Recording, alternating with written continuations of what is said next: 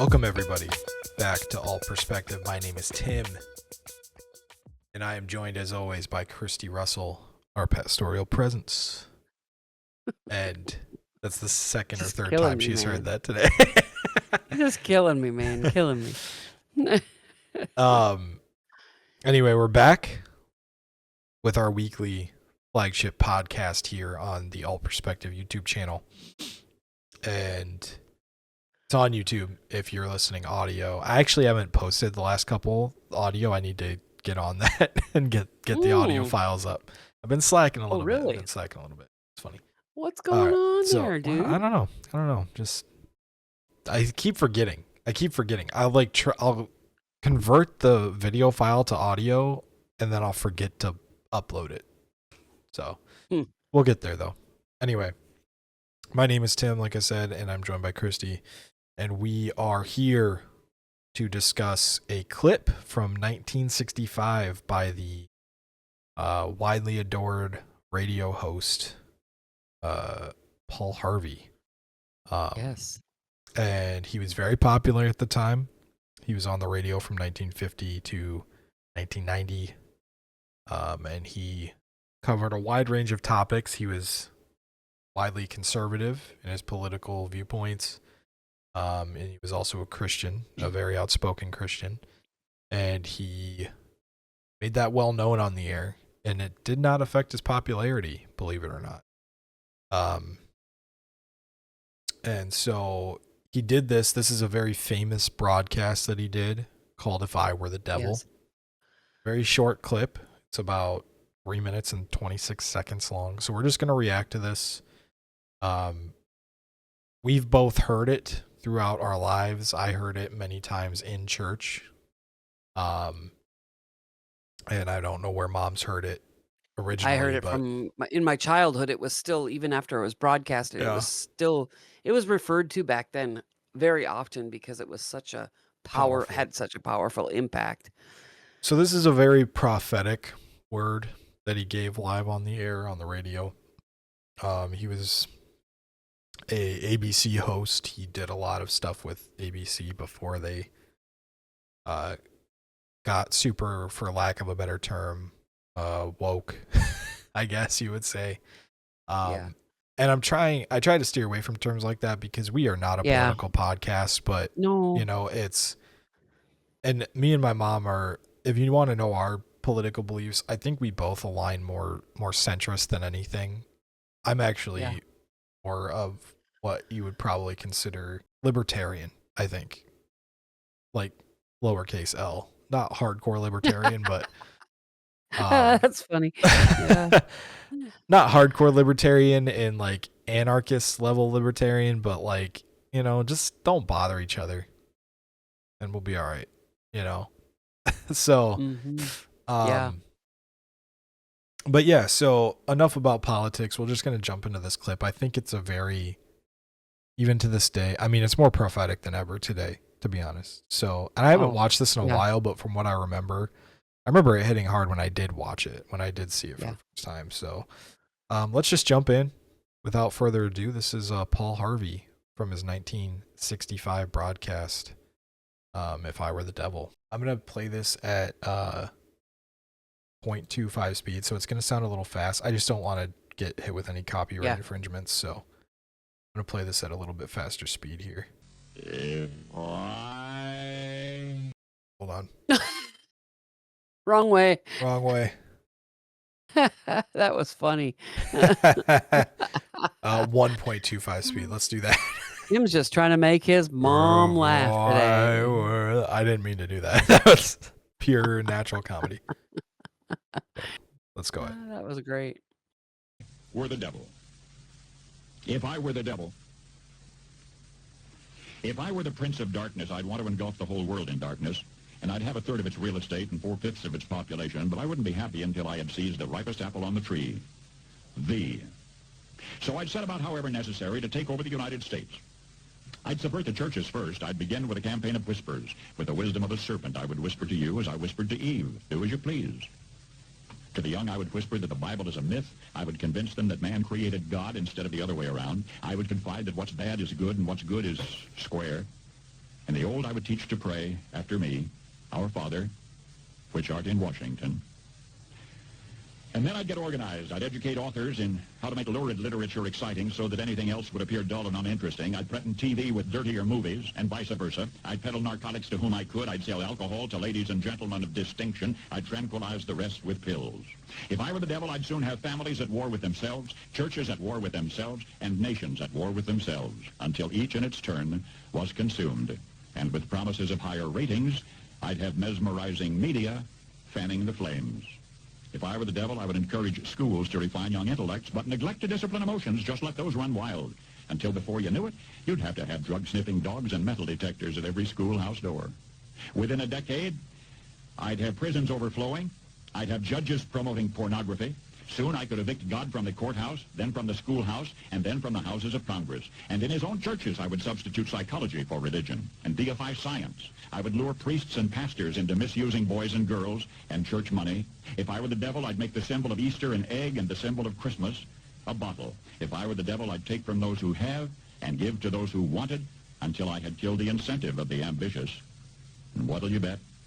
I couldn't get whole states to promote gambling as the way to get rich. I would caution against extremes in hard work, in patriotism, in moral conduct. I would convince the young that marriage is old-fashioned, that swinging is more fun, that what you see on TV is the way to be. And thus I could undress you in public, and I could lure you into bed with diseases for which there is no cure. In other words, if I were the devil, I'd just keep right on doing what he's doing. Wow. Well, every time I listen to it, it's like, wow. I remember listening to its replay when I was a kid in the car So on the way to school. So that was 1965. That was 60 years ago exactly. Yep. And it still rings true today. It's and this stuff was all the stuff that he was saying. You have to put yourself in 1965 shoes. Like, this stuff wasn't prevalent back then. It wasn't mainstream. It wasn't pop culture to indulge in sin. It wasn't, sleeping around was frowned upon still. The nuclear family still existed to some extent. The television wasn't as popular as it is. These things didn't exist in popularity yet. It was kind of, you played if you played board games and you watched TV, you were kind of considered a dork back then. Like, it was cool to socialize and be out with your friends and stuff. And well, at TV we had 3 stations. Yeah, and that's what I'm saying. Like, this stuff wasn't pop culture yet. So the fact that he's talking about this stuff in a prophetic manner like that, like, this was before he knew, he would have known what television and what these things would go on to be. This is before he knew that sleeping around was going to be widely accepted at some point culturally. This was before he knew what Christmas would become, before he knew what Easter would become, before he knew what these things would become. And so it just rings so heavy to me. Yeah. The fact that he was able to me, it had to be spiritually orchestrated.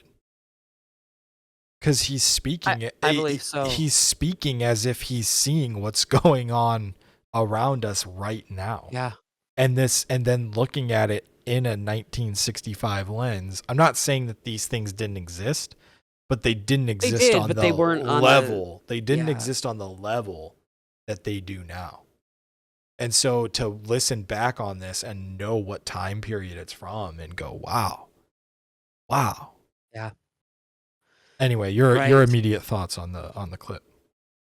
I look back and I'm looking at 1965, right? And I'm looking at the era. So we had the hippie era was just beginning to start. So we were seeing some of the overflow of that. When was Vietnam War? I was going to look that up. When was the Vietnam War? Vietnam. I should know this off the I top of believe my it was head, in but the 70s. I believe it was in the 70s. So we're seeing this love movement. I think they called it the Summer of Love in San Francisco.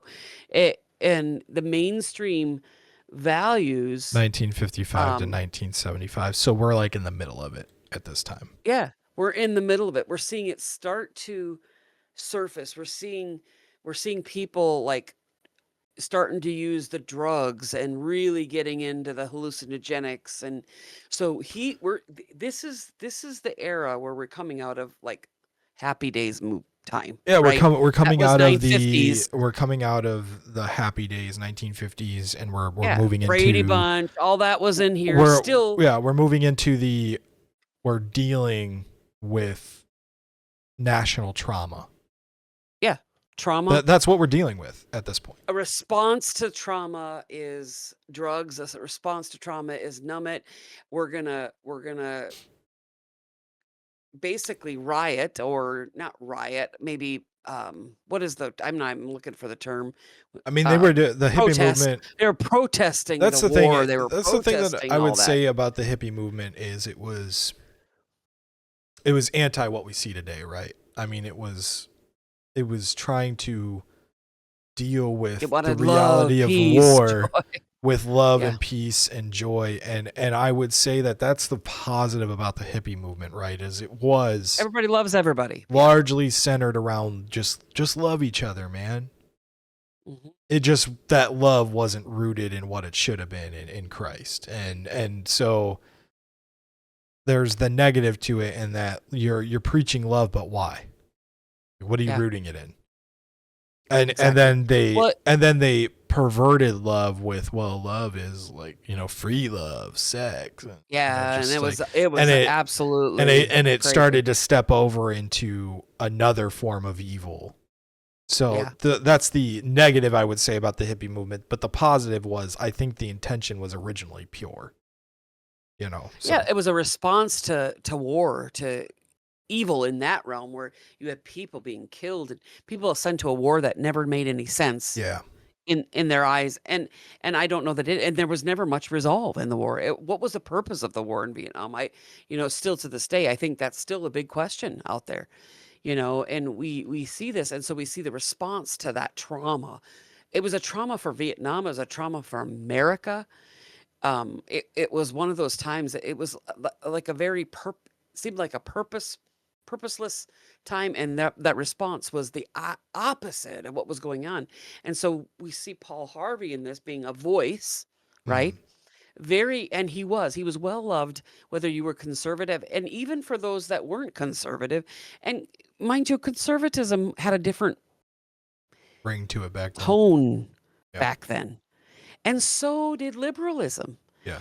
It was much more nice. It was much more kind. It was much more correct. It was much more, I respect you, you respect me. Well, that's the thing. So opinion. the term liberal originated from the term libertarian. Yes. And it was, the original liberals were much more about true freedom, economic freedom, and not just having, no big guy telling you what to do, not having to pay thing. taxes, big government bad. Like, that's what libertarianism is at its core. Big government bad, taxes suck, we shouldn't even have to pay them. That sort of thing. That's what libertarianism is. And liberals, modern day liberals, have taken that term and twisted it and perverted it into something that's not even recognizable as libertarianism anymore. So liberals now and liberals back in the 1960s, this time period, were totally different. They're not even the same political ideals. And we've seen that throughout history, where that's like us saying the Democrats today are the same as the Democrats back when North versus South was happening. No. Democrats wanted to keep slavery. Yeah. Remind you. To remind you. So you've carried a name that is intrinsically tied to keeping slavery going, just so you know. So it's one of those things where it's like we can't pretend like our modern day political movements are the same as they were back then, when they might share a name, but they're not the same thing. We have to actually do our Nothing is the research. same. Um, The world has been flipped upside down. It honestly has. What started out, I think, on both sides of the matter, both, if you look at sides in any political party, what started out way back when is so much different. It doesn't even, there's hardly a hint of the true natures there, or the true beginnings. And so it's really, yeah, and we see a response.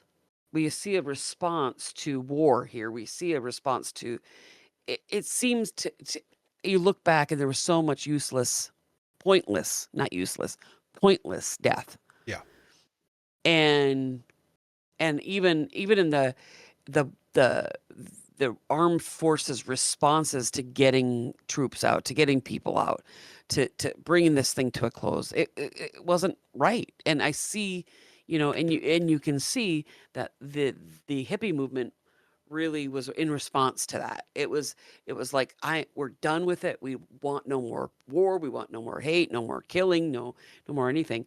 And yes, they took it a step too far and got into the drugs, got into the utopia and the whole thing, and they basically disappeared out of life and ended up just on hallucinogenics all the time, and well, I didn't mean, work. They just all and lived, and clearly, like, what happened to the hippie movement, it's like you were just saying, it died out, like, it because died out. people were realizing you can't live that way on a day-to-day basis. Yeah. You can't ignore reality. You can't pretend like it's The, not happening. You can't get high to ignore it. It's gonna, like, this free love, free living movement died out because you can't live that way. And I think what Paul Harvey, to bring it back around here, is recognizing in this clip is he's saying, if it, this is it's an illusion of the devil. It's him making you see. It's him making you think you're in the right because you're rooted in free love and love and peace and these are fruits of the spirit, by the way, which is yeah. making the delusion even worse, right? It's we're all about love and peace and patience and kindness, but we're gonna leave out self-control. Yeah. Exactly. Like you've You got choose which fruit, you've right? got like you've got most of the fruits of the spirit, but you're leaving out the self-control part, right? Like, and then when you get down to what the hippie movement's saying, it's like, they're on these stages, like it's the clip in Forrest Gump, right, where the hippie leader Right, is right. like, he's like, government, the government, like he's like just Yeah.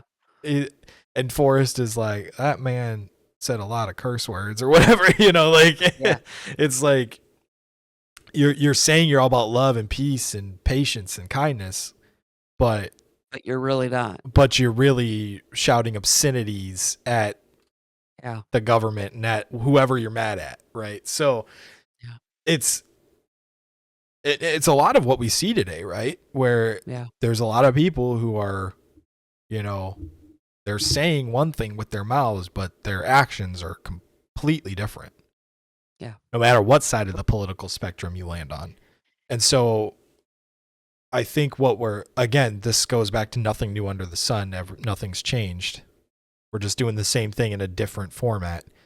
And I think what Paul Harvey is recognizing here is he's recognizing the delusion.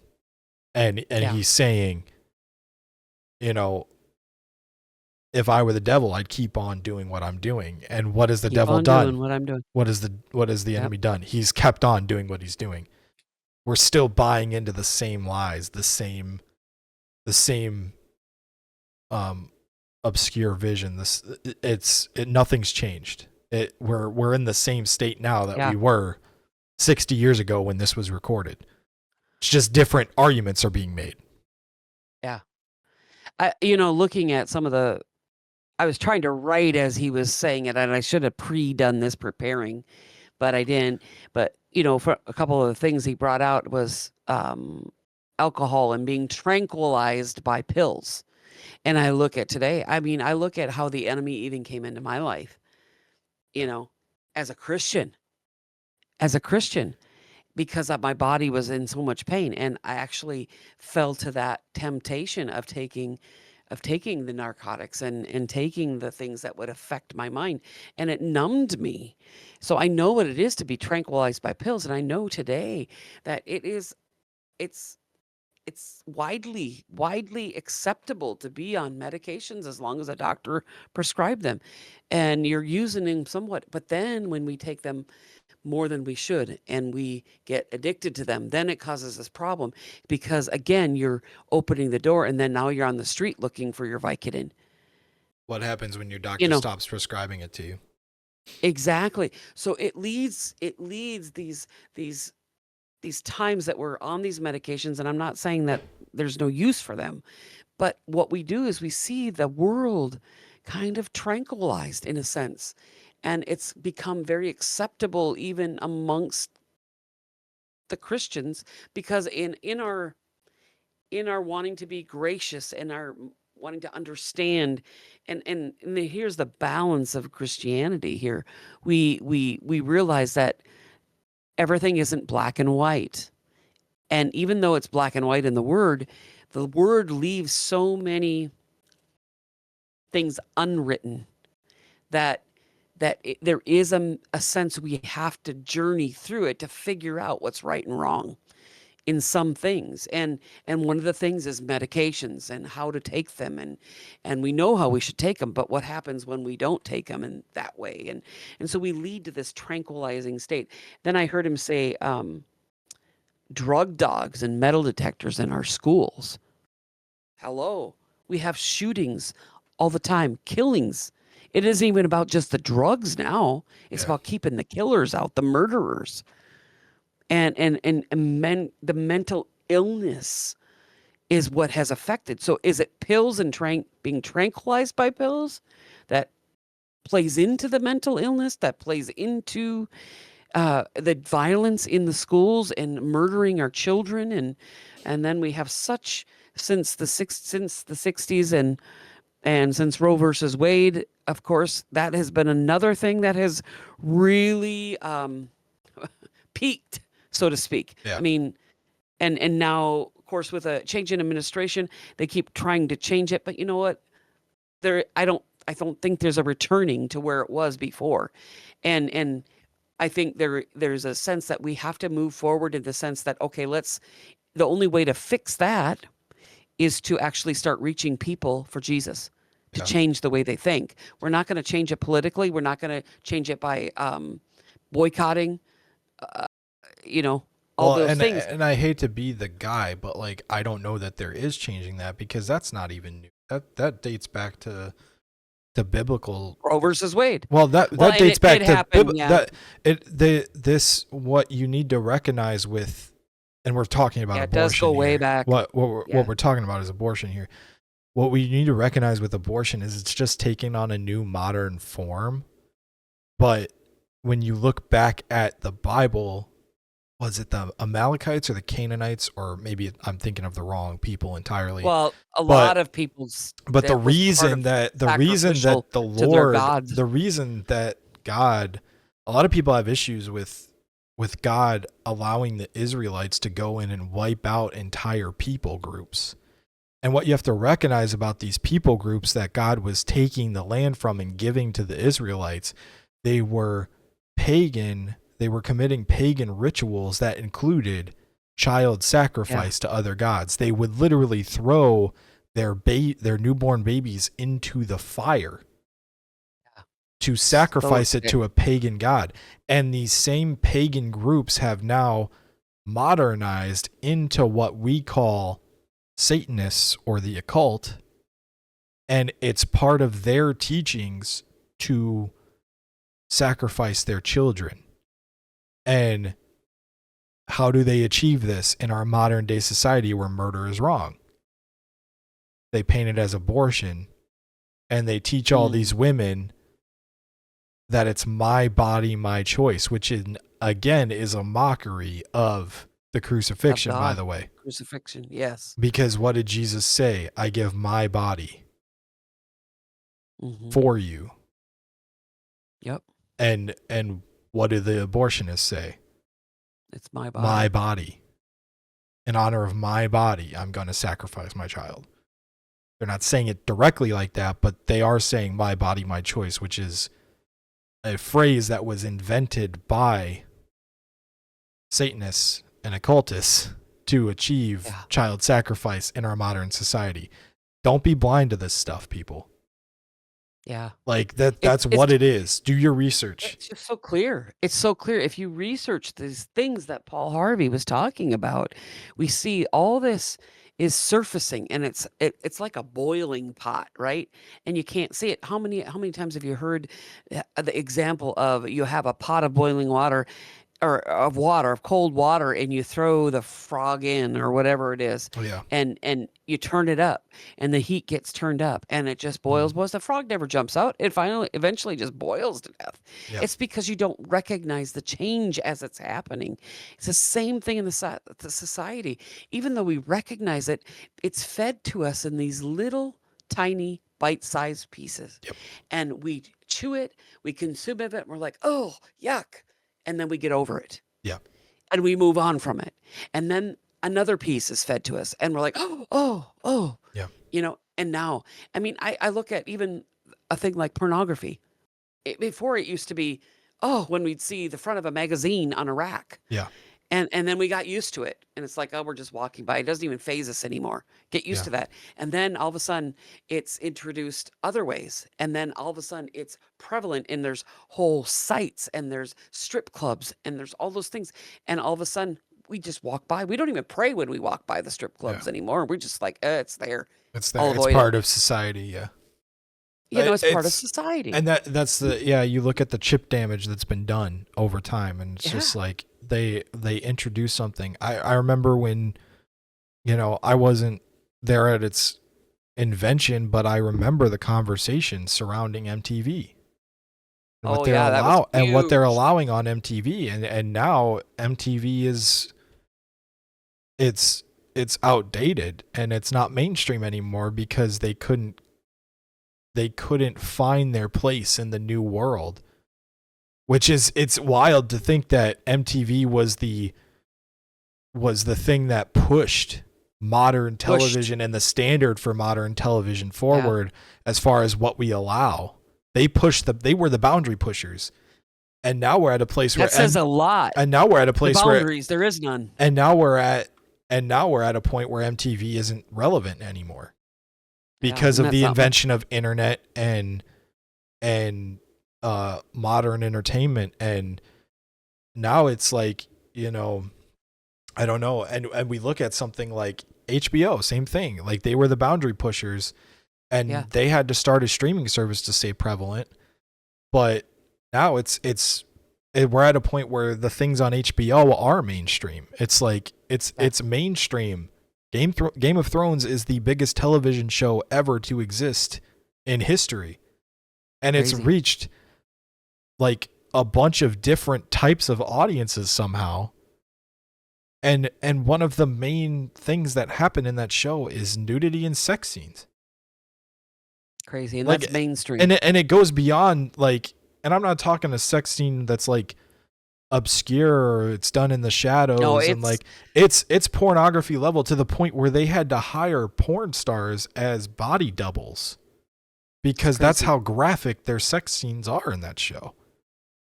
And that's mainstream. That's mainstream television now. It's crazy. Like, that's where we are as a society. Is it's like HBO was kind of the thing back then, where it's like they were always boundary pushers, a lot like MTV. All the time. But now Showtime, it's to the point where it's like, have you seen the new HBO show? Like, and you're weird if you haven't. Yeah. Like, do you know how many weird looks I get when people are like, "Oh, did you see like when Game of Thrones was on air? It's not on air anymore. They have like spin-off shows and stuff, but I remember when Game of Thrones was popping. And people were upset because the final season didn't live up to standards of the rest of the show or whatever. They hated how it ended.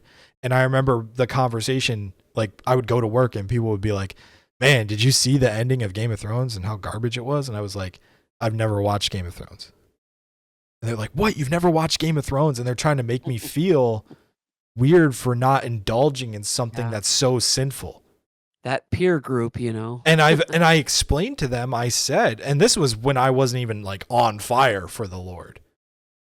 Like, and I would explain to them, like, you know, I'm an ex-porn addict. Like, I used to be addicted to porn.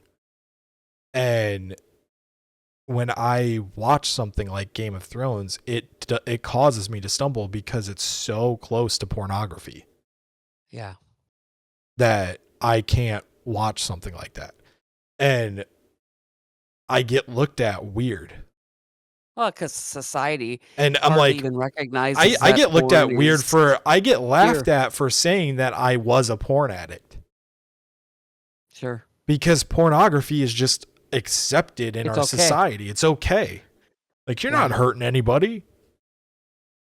Not crazy. What about all the girls who are being abused and manipulated and trafficked? And it's proven that some videos on porn sites are trafficked girls. Yeah. Underage. And there's even been some that have slipped through the cracks that are underage and not consenting. Crazy. But you just ignore that because you need to get off. Yeah. That's where we are in And society. And this is our society today, coming from 1965, where all this was just. And that's the free worst love. part is, to round it back, is in this clip, he predicts that this is where society would be. Yeah, absolutely he does. And one of the things that stood out to me in it was there's a couple things. One of them was caution against extremes. People would start cautioning against extremes, and everything's okay. Don't be an extremist, not extreme. You know, you don't have to do this. So our society today. Yeah. Because we love Jesus, we're an extremist. Because we say he's the only way to heaven, we're an extremist. Yeah. So we're automatically labeled as extremist. So that is why Christianity isn't accepted, but the other religions are. Because none of Even them say though- that they're the only way. The only other one that says it's the only way is Islam. Like, they kill people for not following Allah. But yet they're still more accepted than we are. but they're taking over our cities in America. Yeah. Why is that? Crazy. Oh, maybe because they're not the right way. Yeah. Well, because I think I sent you a clip. what it is. I sent you a clip the other day where a pastor, also does a YouTube channel, really good. he was saying, I wish you could pull that up. Yeah, he was saying, you know, why is Islam, and it was a really great take. He was saying, why is Islam and, you know, the LGBTQ movement, you know, colliding and working together? Because Doesn't make sense. Because it doesn't make sense to us, because the reality is Islam would, if America was under Sharia law, Islam would be killing queers. This Queers for Palestine movement is insane, because they would be killing you if you were in their country. Yeah. They would be killing all of you women for Islam if you were in their country, because you're not wearing your head dressings. Yeah. Like, they would be murdering you, but you're standing up for them. Yeah. And because they're anti-Christ. And it doesn't make sense to us, but if you're looking at it on the spiritual plane, it's because I think his take was anything but Jesus, anything but Christianity was his take. Yep. Antichrist spirit. It's the Antichrist spirit at the core of both of these movements that is allowing them to work for each other. Yep. Even though they have drastically different ideals that would result in death. Well, and here's the thing. Once they collide and they silence the Christians, then they'll collide against each other. Well, and what's going to happen in Dearborn, Michigan, when Sharia law does get put in place? Yeah, When they get far enough to where Sharia law does get put in place in Dearborn, because they've taken over to such an extent. They're this close, people. Watch all of the women in that part of America get murdered. Watch all of the gay people in that part of America get murdered. Watch it happen. live on YouTube. Yeah, if they allow Sharia law, it will. Crazy. Another thing that stood out to me was take from those who have and give to those who don't until the working man basically loses his desire to work because it's all going to somebody else. It's something else. He doesn't get to keep anything for himself. Yeah. And isn't that what socialism? Well, what's happening? What's happening in that Government's taking our money. Extreme Our democratic socialist, yeah. Government's taking our money, and if the government's not taking your money, your wife or ex left you and she got a kid from you, so she's taking your money. And so now men have nothing else to live for, so they're all killing themselves. And because it's so sad, they can't provide for themselves anymore. So, this is and not this that is they shouldn't this provide is where for we're their at. children, but there's a balance. There's a balance here, a provision. A divorce comes, and you need to provide for your children. But here's the thing: a divorce is a divorce. So, but when all of a sudden everything is so pro that the man basically has two pennies to I think the problem here is that together it's not is that the about man isn't willing to provide for his kid. It's that he's being forced to provide for a child that he's not allowed to have say in their lives. He's not allowed to. He's not an equal part in their lives. Yeah. That's the problem. Yep. It's not that we're not willing as men to provide for our children if we were divorced. It's that we are being forced to provide for our child, and then we can't see them or talk to them or have input in their lives. And that's the sad thing. That's where we're at as society. That is the issue. It's just an extreme, even though it's saying no extremes, it's extreme, but it's extreme one way. Yep. And that's the problem with it. Another thing that stood out to me is TV is the way to be. So whatever's on TV is the way to be. And I look at how media has been so taken over. It's very rare to find anything that is conservative. And I'm not, now mind you, I'm middle of the road, but where is the balance in that? Where is just the joy of living? Where is just the joy of respect and understanding each other? So TV isn't allowing that even. They're pushing, media is pushing one way. Well, media pushes anti-Christ. Media pushes whatever way the dollar goes. That's true. I don't even think it's necessarily anti-Christ there is an anti-Christ spirit in certain media, but what I would say is wherever the dollar goes, that's where media goes. And the last, I would say 25, 30 years, it seemed like media has gone left because it seemed like the nation was left, right? Mm-hmm. And what happens as soon as, Snow White bombs at the box office because Snow White isn't white? What's Disney doing now? If you're paying attention to what Disney's doing now after the Snow White disaster, I think they lost like $300 million on that movie. Oh, wow. And now what are they doing? They're going in. There was a Disney and Pixar movie that the child character in the movie was supposed to be queer. But what they did after Snow White bombed at the box office is they went in and re-edited the movie and got rid of all of the characters' queerness and then released it. Praise the Lord. So they're responding in the editing bay right now because they're following the dollar, which is exactly working to our advantage at this moment. That's what I'm saying is I don't think Hollywood has an antichrist spirit. They have a pro-profit spirit. And so I think that's what we're going to see is now the media is swinging right. What happened to Jimmy Kimmel as soon as he said something a little off color about Charlie Kirk? Yeah. As soon as Disney is Disney is the leadership behind ABC. As soon as their profits were at stake, they cut him off air. Yeah. It was short-lived, but they cut him off air. And what did he say when he came back? He had to apologize and fake cry and pretend that he had feelings for Charlie Kirk.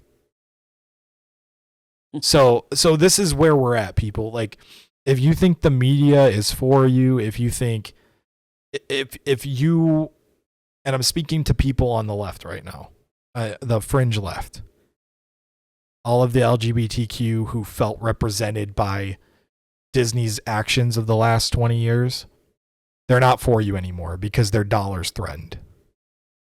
Don't pretend like anybody in Hollywood gives a rip about you. And that goes both ways, by the way.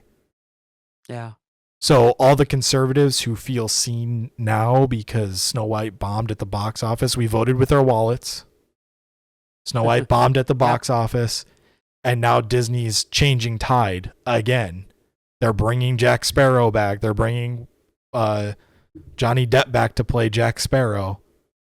You know, they're not doing this woman lead in the next Pirates like they were planning. All this stuff. Like, I mean, I'm glad the tide's changing, but it's also like I see through it. Yeah, it's probably short-lived like everything else. It's going to be short-lived because as soon as a Democrat gets into the Oval Office again and the political waves shift back left, you're going to see the media shift back left, because that's what happens. As soon as the majority starts to shift one way, that's the way the media is going to shift. And the media is going to shift the other way as soon as they're going to go with wherever the dollar's going. Whatever looks like the majority, that's the way they're going to shift. So, well, and I think we can even still say it's an antichrist spirit, because Antichrist, the love of money is the root of all that's evil. Where I was circling back around to is, like, I don't think it's an antichrist spirit at its core, but I think it circles back to the antichrist spirit because money's the root of all evil if it's not in the right hands, right? Yeah. You know, money doesn't have feelings. It has the feelings of whoever's in charge of it. So it's going to be Yep. It's going to and he's going to use money to turn the tide. That's another tactic of the enemy. So for sure. Another thing that I only caught a few because I was writing really quick, but I couldn't even write that fast. But another thing was diseases, prevalent. Yeah. And after this period of time, what was happening was the HIV. Mm-hmm. They big in the 60s. Actually big HIV in the 60s. and AIDS. They didn't know what it was, and they were trying to figure it out. But sexual diseases, people were dying left and right from AIDS. And, you know, it's an immune system collapse because of what we were doing to our bodies back then. All the drugs and drugs and the promiscuous sex and all that kind of stuff. And so, and then what he said is not just recognizing the diseases, but not even caring about them, inviting those diseases basically into our body because the sin was worth it. Yeah. I mean, that's my interpretation of what he was saying, but that it's so true. People kept living the lifestyles, even though they knew the result, and it was like a great possibility back then that you would come up with some kind of a disease that would possibly take you out. Now, because of where we're at medically, you know, we don't see AIDS like we did in America. We still see HIV and that kind of stuff, but it's controlled like other immune diseases by medications. They're expensive, but it's still controlled. We've gotten to a point where you can live with these diseases and still have a normal life. We can live with them, you know, because of how we adapted and we've move forward medically and all those things. So, and that was another thing that brought up science. We'd worship the science, you know, and in a level of that, we went through a time where we did worship. Everything was scientific. Everybody was like, oh yeah, you know, when you look at the science, it debunks Christianity. Well, now we found that it does not debunk Christianity. Science was actually the truth. The original scientists, I mean, the people who invented the scientific method, all these things that we use, they developed these processes to prove God. Yeah. That's what they were originally intended for. Yep. And we've gotten away from that where we've secularized science, but it's one of those things where, like, I think I said it on our live, science and the archaeology are constantly playing catch up to the Bible. Yep. All of our archaeological discoveries, the more we dig in the Middle East, the more we find Isn't that interesting? proof of biblical events. And the more that science does, the more we find these complex systems and complex things that we can't explain. Why do you think we can't explain them? Because we were never meant to explain them. Yeah. It's interesting to me, Tim. I don't. It's interesting to me because you see, we were just doing spiritual warfare before this, and you see the different realms, the spiritual realms, the satanic realm, the enemy's realm, and God's realm, the spirit, the good and the evil. And you see on both realms, we see things accelerating. Yeah. Sin is accelerating, and then we see profound wisdom and knowledge that's coming through research, science working its way back to saying, yes, Yeah. this is truth. And so so we see life on this earth, in a sense, accelerating, knowledge accelerating. Yeah. And of course, we see that in the realm of AI and all these things that are suddenly, and we say suddenly, but they've been in the works forever, and we see all this stuff happening, and we say, you know what? God's got to be coming back soon. Yeah. But the reality is it's been accelerating for a long time. Yeah. It's just another piece that we're being fed, and we'll chew on it for a while. And before you know it, AI is going to be nothing, and we'll be okay with Alexa being in our living room, and we'll be okay with them monitoring everything we do. And it's how the enemy works. Yeah. And so what we have to do in these times, when we look at where it's come from, 1965, we have to say, okay, God, give us wisdom. And more than wisdom, what good is wisdom without discernment? Right. We need discernment so that we can discern these times. So when a Paul Harvey rises up in 2025 and starts to prophesy these kind of things, he didn't even claim it was a prophecy, but I will say it was prophetic. This was not like a prophecy per se that I know of, unless you found that in your research. It was him being a radio show host, and he was basically speaking truth and what he foresaw in the future. Yeah. So because it aligned with what's happening, we can call that a true prophecy. Yeah. It was not false. Yeah.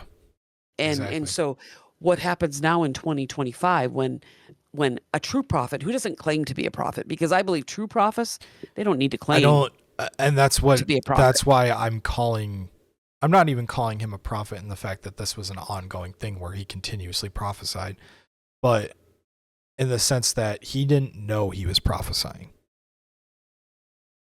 He probably just wrote this piece in his, in his den one night next to the fireplace or whatever. He probably didn't think anything of it, really. He was probably just thinking, oh, this is obvious. Yeah. And I mean, this is the sign of a truly spirit-led man.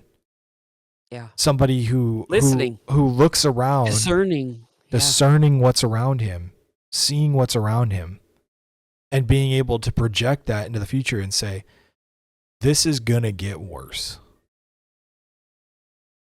And I think that's the most powerful thing about it, is the fact that he was able to literally just look at what he was seeing around him. Even something as simple as a TV with 3 channels or so.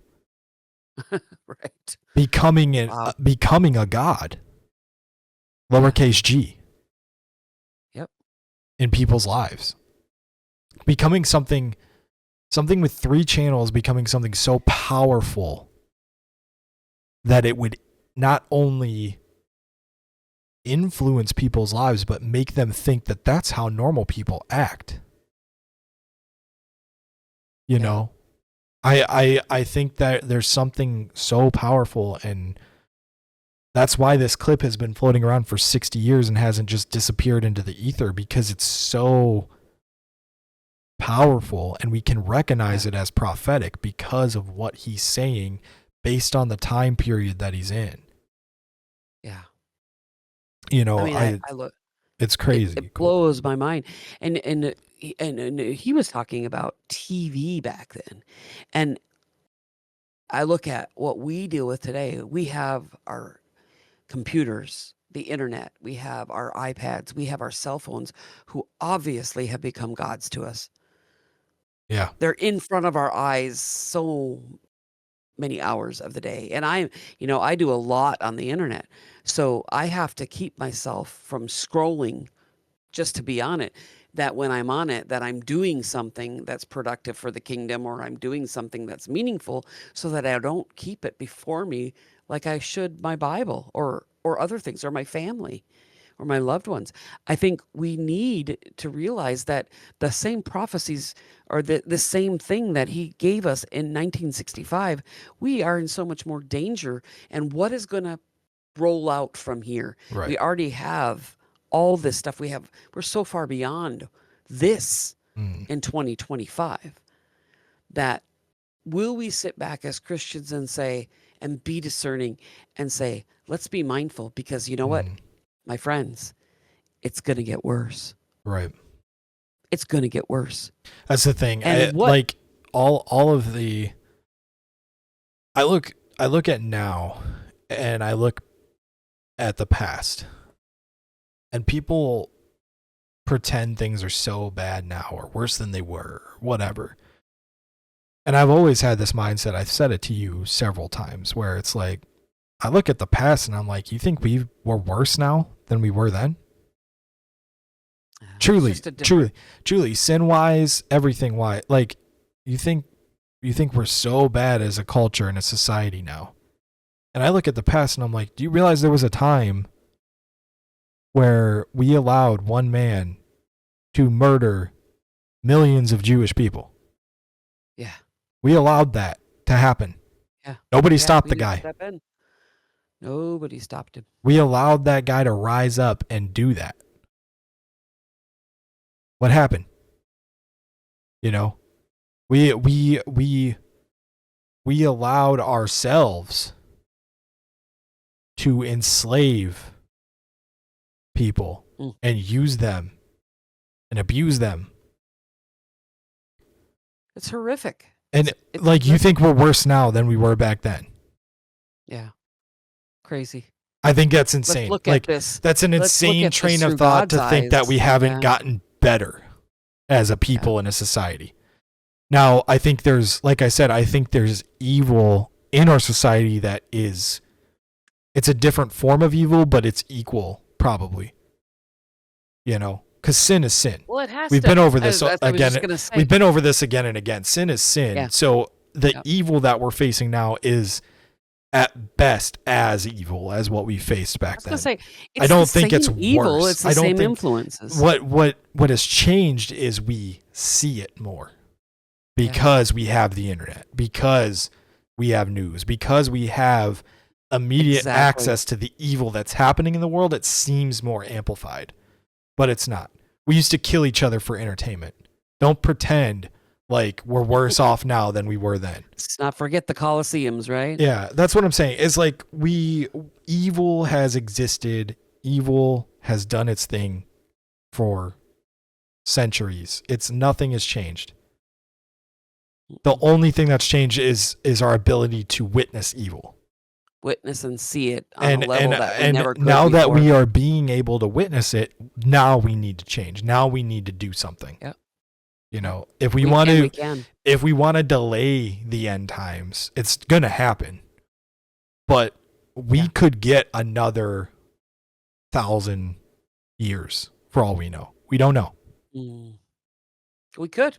I mean, only God knows when the apostles were being murdered, hung upside down on crosses, boiled alive, spears ran through, they probably were like, Jesus is coming back right, like, well, and I'm sure soon. the Christians, I'm sure the Christians in Nigeria are saying the same thing. I'm sure the Christians in Nigeria right now are saying the same thing. I'm sure the Jews, when they were being persecuted and murdered by the hundreds of millions,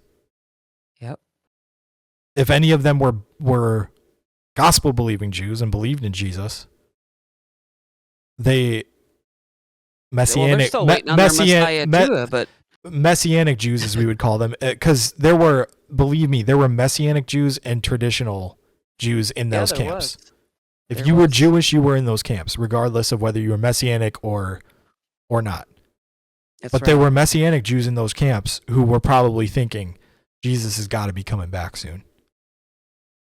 You know? Yeah. And the ones who weren't Messianic Jews were thinking, the Messiah is coming soon. Yeah. You know? They were all believing Exactly. for the Messiah, just some of them second coming, some of them first coming. So Yeah. this is where we're at, is evil has not changed.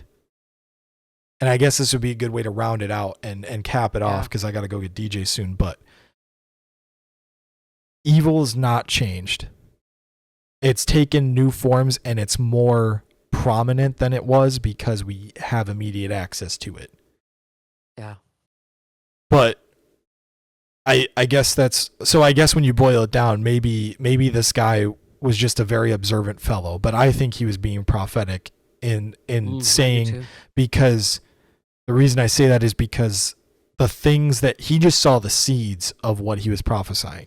He didn't know for a fact that it was going to blow up into what it became. All of these things. Yeah. Yeah. That's where I'll leave it. You know what? I guess what I'd like to say as we close this out is, in his season, in his time, we saw that movement happen. We saw sin coming to the surface in a more prevalent way. Not that it wasn't there, like Tim said, it was just being more obvious because we were starting to see radio more prevalent, TV, and all these things take shape and take form.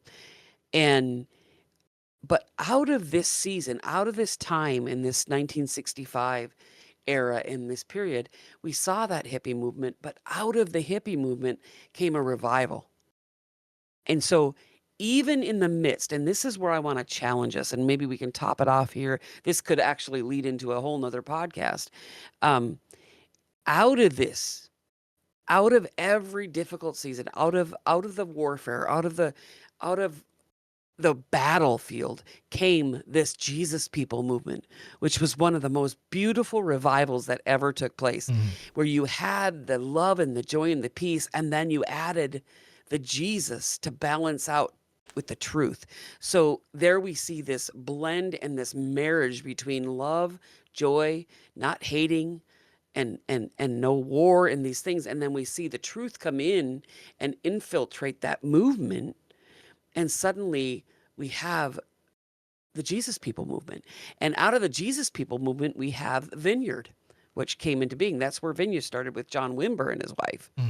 And so there's still, where I'm going is, there's still a beautiful effect that came out of that time where it was just drugs and sex and illicitness and just profound sin that was starting to be on the scene where everybody could see it around them. Yeah. But we see this movement that is still alive today through Vineyard.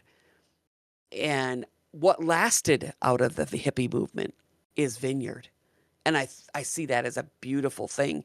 And so what my question, I guess I want to leave it and cap it with this, is even though we're in a profound time, we're in a time where we're seeing everything so, like, immediately. Something happens and 2 minutes later, if that, we know it, we see it. Right, yeah. And we're seeing sin prevalently throughout media and all these things. I want to be a part of the good that comes out of it. I want to be the lasting revival. And revival starts in the heart of every man and woman and child. So what can we take from this season?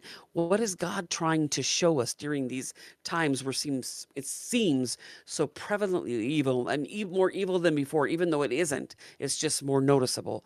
And what I would say is, what are we going to do with this? What are we going to do in this time? How can we bring and take away something and leave a legacy like the Jesus People have left? I want to leave a legacy.